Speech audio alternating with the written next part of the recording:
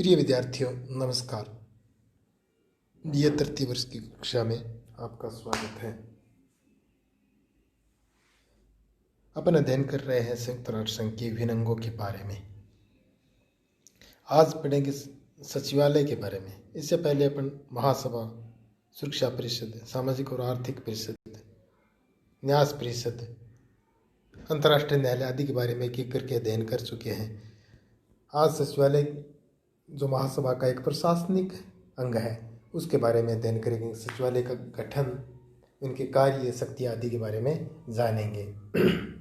सचिवालय संयुक्त राष्ट्र संघ के 6 प्रमुख अंगों में से एक है। यह एक स्थायी संस्था है जिसका काम निरंतर चलता रहता है। यह संपूर्ण संयुक्त राष्ट्र संघ का सूचना व सहयोग का केंद्र बिंदु है। यहाँ यह बताया गया है कि संयुक्त राष्ट्र संघ का जो सचिवालय है वो एक स्थायी संस्था है और इसका काम लगातार चलता रहता है। जैसे अपन महासभा के बारे में पढ़ा, उनका एक विशेष 70 साल में एक बार होता है, या फिर सुरक्षा परिषद के बारे में प्रत्येक 15 दिनों से इनकी बैठक होती रहती है। लेकिन सचिवालय हमेशा काम करता रहता है। इनका कोई एक निश्चित सत्र या ऐसा नहीं, कुछ भी नहीं है।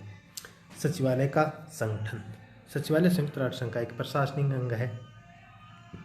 सचिवालय में महासचिव तथा अन्य कर्मचारी होते हैं।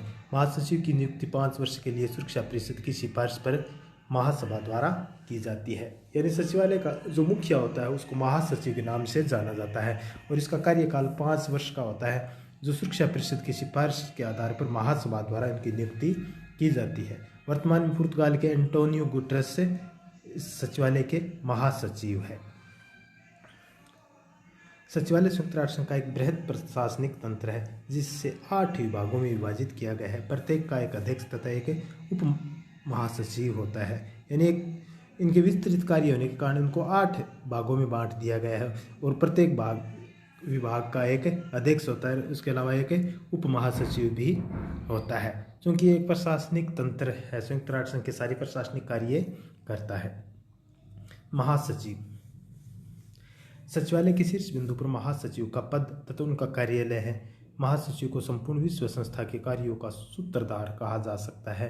वह न केवल सामान्य प्रशासकीय कार्य करता है, वह आवश्यकता पड़ने पर सुरक्षा परिषद के सामने किसी भी ऐसे मामले को ला सकता है जिसके कारण उसकी राय में अंतर्राष्ट्रीय शांति और सुरक्षा के लिए भय उत्पन्न हो सकता है। यानी वह सामान्य प्रशासनिक कार्य तो करता ही है, इसके अलावा अगर अंतर्राष्ट्रीय क्षेत्र में शांति और सुरक्षा को किसी प्रकार का भय उत्पन्न हो रहा है तो ऐसे मामले में भी वो सुरक्षा परिषद के सामने ला सकता है। महासचिव के कार्य। प्रथम है सामान्य प्रशासन। संयुक्त राष्ट्र संघ के चार्टर के अनुसार महासचिव संस्था का एक प्रशासनिक अधिकारी होता है। महासचिव महासभा, सुरक्षा परिषद, आर्थिक एवं सामाजिक परिषद तथा न्यास परिषद की सभी बैठकों में भाग लेता है। यानी जो संयुक्त राष्ट्र संघ के अन्य अंग है उनकी जो बैठकें होती है उसमें भी ये महासचिव भाग लेता है। महासचिव संस्था के कार्य की वार्षिक रिपोर्ट महासभा को प्रस्तुत करता है। दूसरा है सचिवालय का प्रशासन।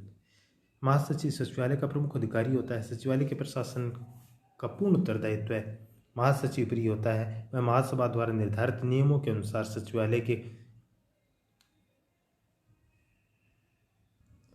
जो अन्य कर्मचारी होते हैं उनकी नियुक्ति करता है।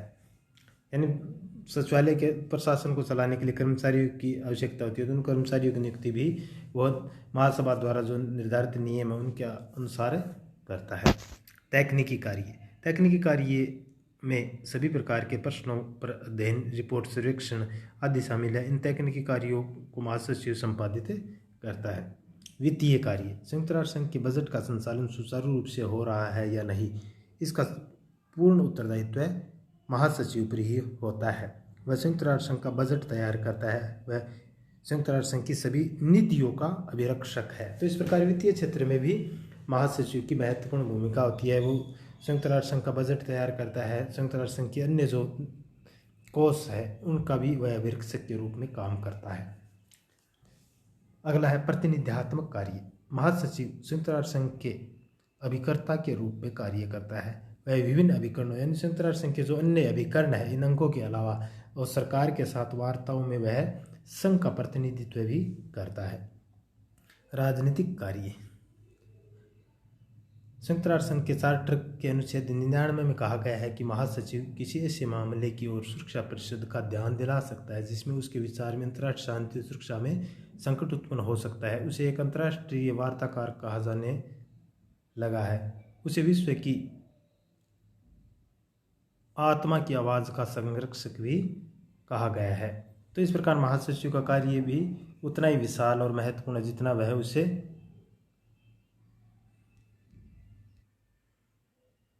बना सकता है। उसकी भूमिका उतनी ही व्यापक यानी विस्तृत है जितनी उसे वैधानिक अधिकार है और जितनी उसमें योग्यता और क्षमता है। तो इस प्रकार संयुक्त राष्ट्र संघ के महासचिव की क्षमता योग्यता के आधार पर उनके कार्यों को वो उतना ही विस्तृत कर सकता है, उसकी भूमिका उतनी महत्वपूर्ण बन जाती है।